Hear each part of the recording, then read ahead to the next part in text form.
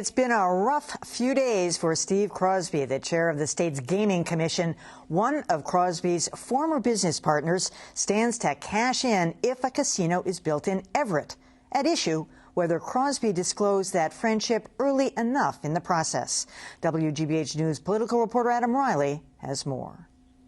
It's here, on this uninspiring parcel of land in Everett, that casino mogul Steve Wynn wants to build a lavish new resort-style casino. And in an awkward coincidence, Mass Gaming Commission Chairman Steve Crosby happens to be a former business partner of one of the parcel's co-owners.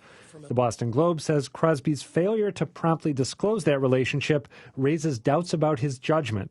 But earlier today, Crosby said he's not getting a fair shake. The law and public interest require that a public official recuse him or herself from any issue that involves a personal relationship if that personal relationship is about to bear on an action that that person will take.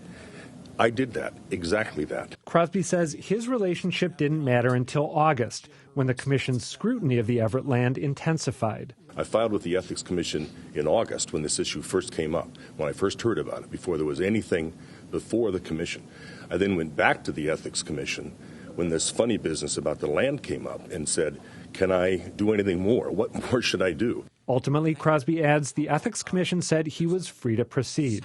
And today, he rejected suggestions that he recuse himself from deciding who gets the casino license for Eastern Massachusetts. Every word I utter will be in public about this evaluation, and I think a fair and reasonable person will conclude that I can be objective about this. Still, Crosby is recusing himself from a commission vote on Wynn's purchase of the Everett parcel.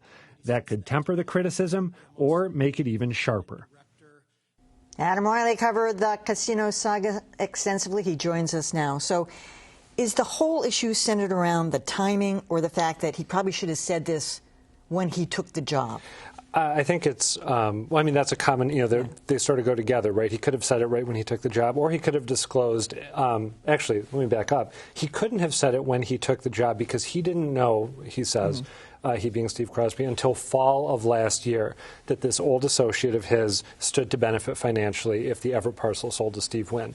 The question, I think, is really why he waited approximately one calendar year to disclose it. He sort of made the argument today during this break at the Gaming Commission hearing that he disclosed when state ethics commission guidelines require that he disclose. As I read ethics commission guidelines, he was fine disclosing when he did, first in August of this year, but he also would have been fine, flashing back to last fall. If he said, I just learned this old friend of mine could benefit if Wynn builds a casino, so I'm going to put this out there publicly. But he did do that, interestingly, with another friend of his, Joe O'Donnell. Right, who he played football with at Harvard. More than a year ago, he disclosed that there was a potential conflict there. So it's not like he was trying to put somebody in his back pocket and wait a year. Right. Well, the rationale there, as explained to me by a spokeswoman for the Gaming Commission, is that Joe O'Donnell was someone who he thought he might see around in social settings, whereas this former business partner of his, apparently they had sort of an awkward meeting when the partner was in the Gaming Commission offices and they ran into each other. But other than that, he didn't expect to see him out and about. I think that the former partner has made a point of not seeing Crosby, so that's why he thought he needed to err on the side of caution with Joe O'Donnell. All right, let's bring in another voice on this. George Bachrach is a former state senator who's run for public office a number of times. He's now the president of the Environmental League of Massachusetts. So what category does this fall into you, George? No story too small to pick up and run with? Or? Everything's a story, but this is a pretty small story. I mean, there's no ethical violation. There's no legal violation. The reality is Steve Crosby is one of the most decent public servants anybody's ever encountered. He's served Republican governors, Democratic governors in the highest levels of government. He left a job as dean of the McCormick program at UMass to take a lesser paying job at the age of 67 to handle this gambling commission. And this reference to a former business partner who I think was his business partner 20 years ago, 25 years ago. Who he also identifies as a friend in state ethics. But somebody who's had no business dealings with and not much other dealings with in 20 or 25 years. So this is really a thin story. Well, the issue here, though, that somebody like Steve Crosby, who's been around the city, has run a number of operations.